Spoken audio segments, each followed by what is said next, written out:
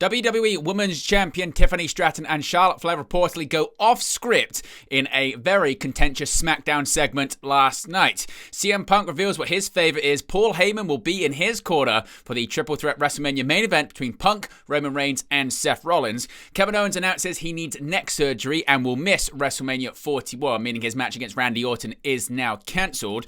Rey Fenix has a successful Smackdown debut. Jacob Fatu is the number one contender for the United States Championship after defeating Braun Strowman in a last man standing match. The Motor City Machine Guns are number one contenders for the WWE Tag Team Championships. Backstage details on Rusev's recent visit to WWE headquarters. A big match set to determine the number one contenders for the Women's Tag Team Championship is set for SmackDown next week. Naomi vs. Jade Cargill is officially announced for WrestleMania. The reason why AEW All In Texas start time was moved up has been revealed. Several matches and segments are confirmed for tonight's edition of AEW Collision, and several matches and segments are also confirmed for next Friday's edition of SmackDown.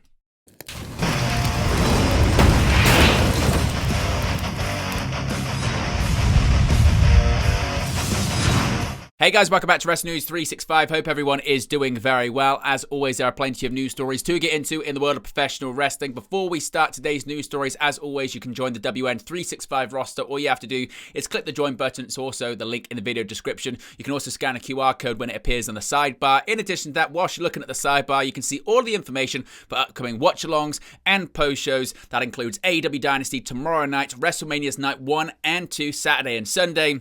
In addition to that, there'll be select episodes of Raw and SmackDown with dates to be announced soon. Now, let's get into this Charlotte Flair Tiffany Stratton controversy after their contentious in-ring segment last night. Women's Royal Rumble winner Charlotte Flair and WWE Women's Champion Tiffany Stratton face-to-face in the ring on SmackDown for another war of words, this time moderated by commentator Wade Barrett to prevent them from getting physical, but they reportedly didn't stay on script for their promo battle.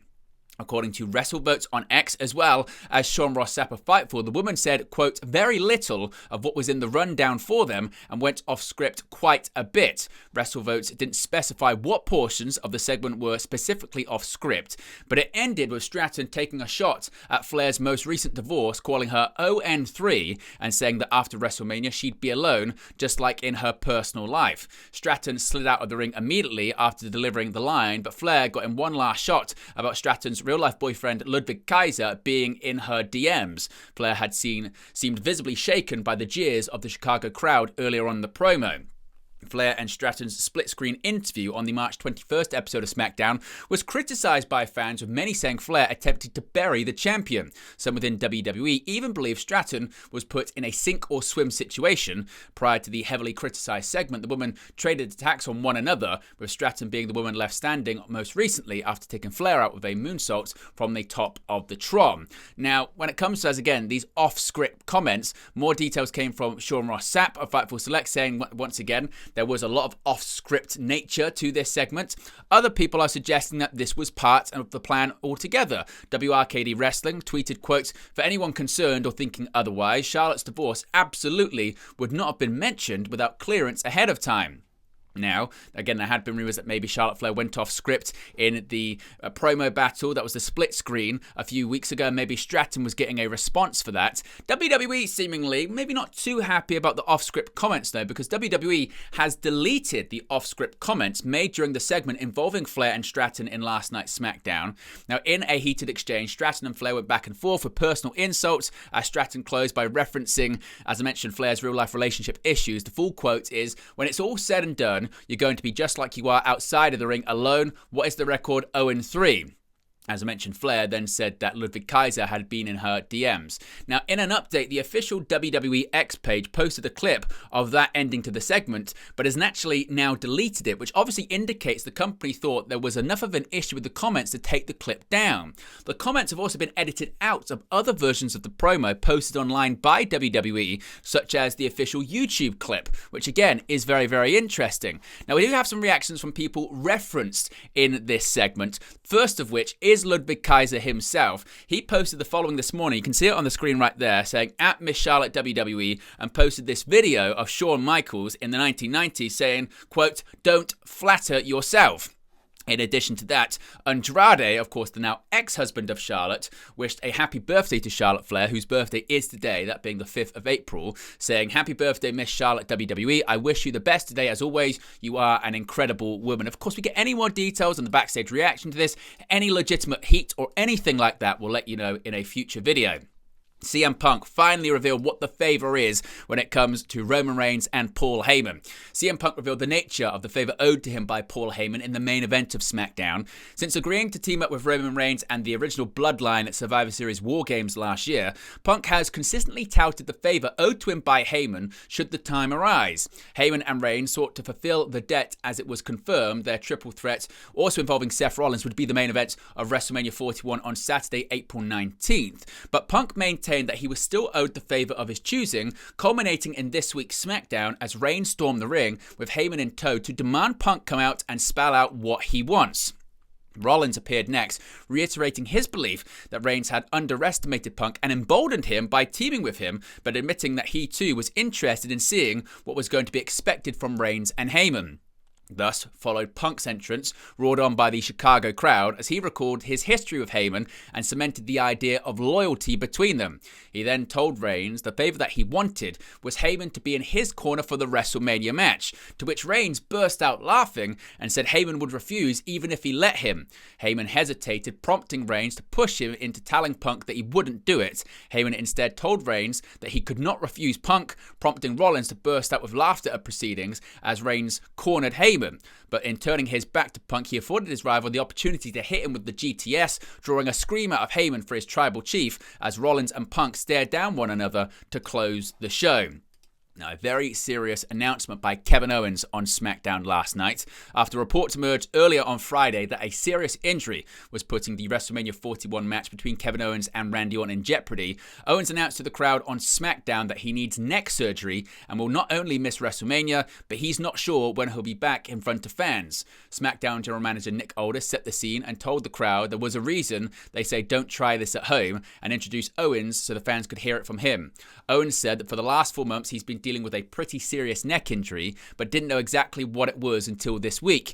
He explained he needs neck surgery and the timing couldn't be worse because he said not being able to get in the ring with Orton at WrestleMania really sucks. Owens thanked WWE for allowing him to explain the situation to fans because he wasn't sure when he'll have the privilege to be back in front of them again. He thanked the fans and said he was sorry. Randy Orton's music hit, and he came out to stare at Owens. The pair exchanged looks on the apron before Owens walked up the ramp, leaving the Viper in the ring with Aldis. Aldis told Orton that means he no longer has a WrestleMania match, and Orton hit the general manager with an RKO. Now, we saw the WWE debut for Rey Fenix last night on SmackDown. Rey Fenix made his long-awaited debut during the show.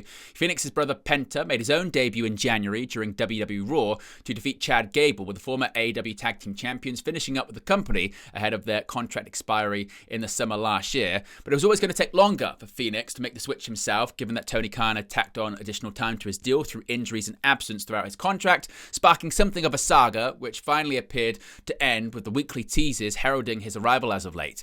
He debuted on SmackDown this week, facing one half of the NXT Tag Team Champions Nathan Frazer in a fast-paced and high-flying battle, serving to introduce the former AEW star to his new audience.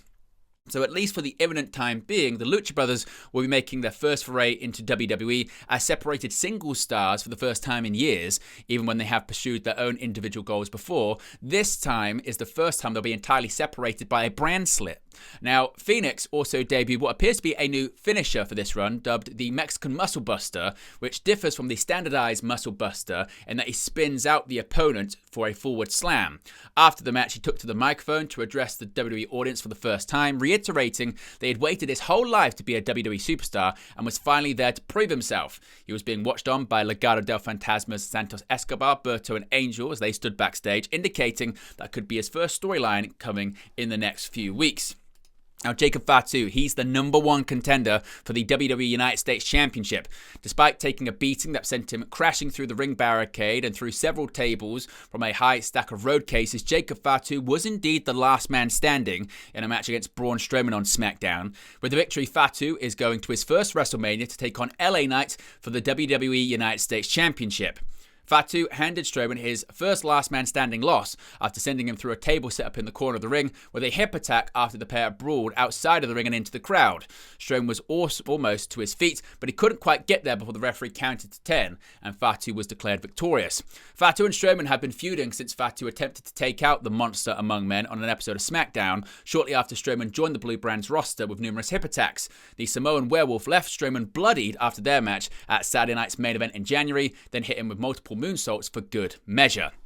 Speaking of number one contenders, the Motor City Machine Guns are number one contenders for the WWE Tag Team titles. They earned a shot at the championships on the April 4th episode of Smackdown. The Motor City Machine Guns defeated DIY's Johnny Gargano and Tommaso Ciampa in a number one contenders bout.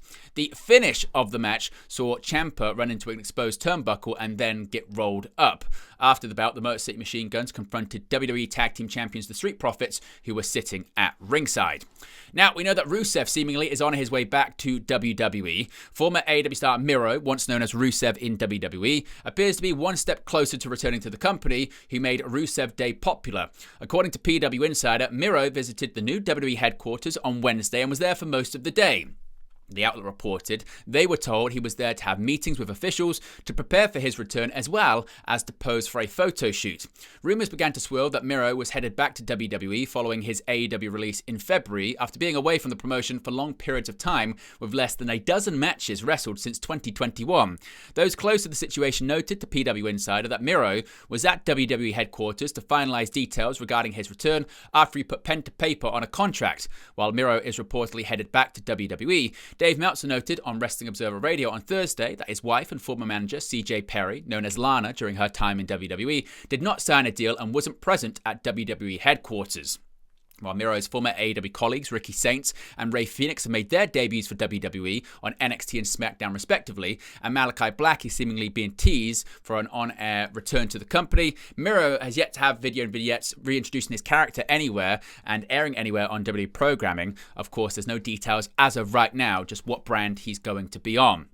Going back to SmackDown and titles as we get closer to WrestleMania, WrestleMania is just days away and it's going to get even bigger. During SmackDown, Nick Aldis made a huge announcement after speaking with Adam Pearce. There will be a gauntlet match for the Women's Tag Team Championships. The winner of next week's match will face Liv Morgan and Raquel Rodriguez at WrestleMania. In terms of the participants, it was revealed on the screen indeed who they will be. It includes the likes of Lyra Valkyria and Bayley. We've got Shayna Baszler and Zoe Stark. We've got B-Fab and Mitchin. We've got the Secret Hervis as well as Natalia as well in that match. Of course, we get any more updates on that one, we'll let you know in a future video. Speaking of WrestleMania, a big grudge match has been confirmed. Jade Cargill and Naomi will meet in a grudge match at WrestleMania 41 as SmackDown General Manager Nick Aldis made it official during SmackDown last night. Cargill returned at Elimination Chamber, outing Naomi as the one who had attacked and sidelined her in November with a brutal ambush to render her unable to compete for a shot at the title, the Women's United States Championship in the tournament at the time. Naomi admitted that she had done it in a following promo exchange with Bianca Belair, prompting Cargill to run up on her once more, continuing their exchanges on social media and once again during this week's SmackDown as Cargill attacked Naomi after a victory over B-Fab. The latest melee prompted General Manager Aldis to follow officials out and announce they will face each other at WrestleMania 41. Now, going over to AEW here, and AEW All In Texas in a few months' time. It was revealed earlier this week that AEW All In Texas will start at an earlier time on Saturday, July 12th, to avoid going head-to-head with WWE's Saturday night's main event on NBC. And a new report on Friday said the decision was actually made some time ago. According to Dave Meltzer in the Wrestling Observer newsletter, the decision was probably made to move All In's start time right after the news came out that WWE had put their Saturday night's main event show on the same day. Meltzer wrote, he's been told that AEW has not solidified a broadcast window for All In, but wanted to get the word out about the earlier start time as soon as possible. The pay-per-view will air at 3 p.m. Eastern, which means, according to Meltzer, 0-hour matches should begin around 1:45 p.m. Eastern, 12:45 p.m. local time. He said that since AEW pay-per-views normally last around 4 hours, the show should end at 7 p.m. Eastern, just before Saturday night's main event start time of 8 p.m. Meltzer noted that since All In is AEW's biggest show of the year, that it may go longer, but reported that the decision has yet to be finalised. An AEW source said that All In starting in the afternoon allows for a primetime replay that would go up against Saturday night's main event, but noted that the vast majority of fans purchasing All In would be watching it live. The only 2 matches set for the event thus far are the winners of the 2025 Owen Hart Foundation men and women's tournaments, challenging their respective world champion. Keeping with AEW, of course, it's Collision live tonight on TNT and Max. First, AEW TNT champion Daniel Garcia and his challenger AEW Dynasty Adam Cole will have a sit-down interview. Plus, Max Caster's Open Challenge returns this evening. As I mentioned, the show is simulcast on Max as well as airing on TNT, with it being the go-home show for AEW Dynasty tomorrow. Finally, several matches and segments are confirmed for Smackdown next Friday. Undisputed WWE Champion Cody Rhodes will return to Smackdown. Nick Aldis announced there will be a women's gauntlet match, tag team gauntlet match featuring talent from Raw and Smackdown on the April 11th episode of the show. The winner team will face Liv Morgan and Raquel Rodriguez for the women's tag team titles at WrestleMania 41.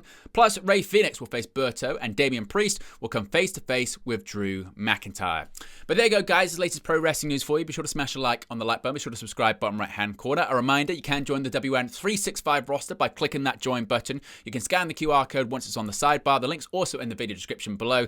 As you can see right here as well, we are well over 20,000 subscribers, getting close to 20,350. So if you haven't already, be sure to subscribe. You get your daily news videos as well as countdown videos, live watch-alongs and post shows, and plenty more content coming soon. Have a great Saturday, and I'll speak to you again very, very soon.